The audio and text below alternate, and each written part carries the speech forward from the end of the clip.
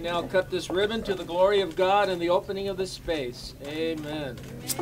Started it when we were working when I was attending a couple of different meetings, and I was hearing different conversations from athletics, for example, about what the coaches were thinking. We need to do something to improve the facility that we had because it was not very good.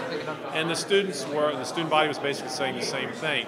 Where I'm sitting right now was a racquetball court, and there were 2 racquetball courts, and then we had 2 other areas that were poorly equipped, very outdated in terms of the exercise equipment, space that was so cramped if one team tried to get in there, then basically nobody else could be in. The equipment is the best in the industry, and I think that in itself is attractive.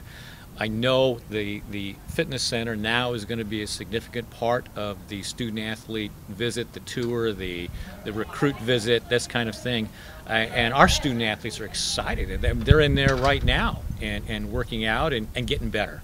We have a line. We open at 6 in the morning, and we have a line of people trying to get in, at 6 o'clock. So we have like 10 people waiting outside at, 5:50 in the morning. So that's, I don't know. I've never seen that before. So that's how I know that everyone's really excited and really happy with how it's come along. Well, I think there's equal excitement with the coaches as well. They now have a place for their athletes to come train in terms of strength and conditioning, which is so vital to every single sport that we offer. And so it feels like it helps them become even more competitive.